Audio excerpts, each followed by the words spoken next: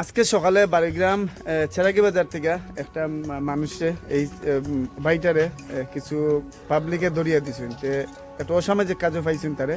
তে এখন বর্তমানে আমরা বাড়িগ্রাম থানার থেকে তারে চেরাগি বাজার মহিমা ফাউন্ডেশন অর্থাৎ নেশা মুক্তি যেটা সেন্টার আছে এই সেন্টারে দেওয়াতে আমরা থানার আমার ফারুক স্যার এবং ফাতরদা আমরা বইয়া যখন তার লগে কথা কইছিলাম, তো খুব সুন্দর একটা কথা কইছে যে চেষ্টা আছে তার এই নেশার থেকে মুক্তি পাওয়ার লেগে, এবং তারা যদি এইভাবে কোনো সাহায্য করে তো সর্বাবস্থায় আমরা তার বাড়ির সাথে কথা কইছি। ত্রিপুরার পান্নাদার ধর্মনগরের প্রেস ক্লাবের প্রেসিডেন্টের সাথে যোগাযোগ করিয়া তাই যোগাযোগ করছেন আমবাসা করিয়া। তো তার মামা আইতে আইতে দেরি হয়ে যাব, বা তখন এ কইছে যে আমি যদি এখান থেকে যাই গিয়া গেলে আমি আবার নষ্ট হয়ে যাবো, তো আমার একটু সুযোগ যদি দেন। তো সেই হিসাবে কইছে, ওই হিসাবে আমরা ফারুক স্যার এবং পাথরদা আমরা সবে মিলিয়া এই ফাউন্ডেশনও আগে যতটুকু তার তো পুরা টাকাটা খরচাটা দিতাম পারতাম না, মোটামুটি একটা চান্দা তুলিয়া তার দুটো দেখিয়ে সুস্থ হয়নি, তাই আমরা তার কাছ থেকে কথাটা শুনিলি।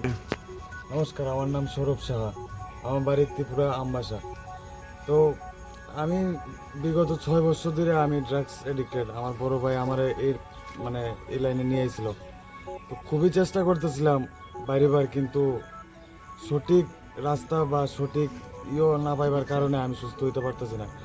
আজকে যে কোনো একটা কারণে আমার ভাইটারা আমার ধরছে, আমার একটা অস্বাভাবিক কাজে পাইছে। স্বাভাবিক সমাজের ভিতরে এরকম খারাপ পাইলে স্বাভাবিক সবাই শাসন করব। তো সবাই দাদারা আমার আইন সেটা 12 গ্রাম পিএস আইন আমারে দিছে।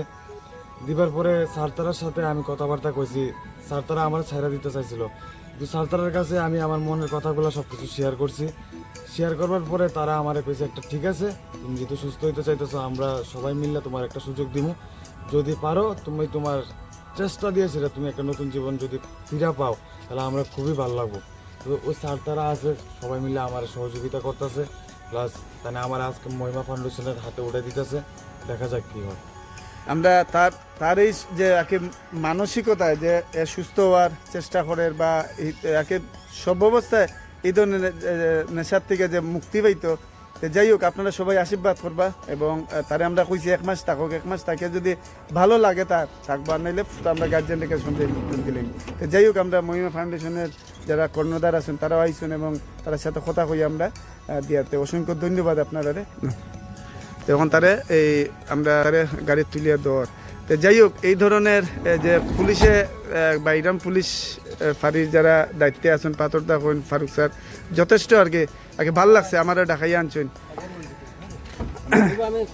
তো স্যার তোমার আমি কিনারও আছি কেন থাকি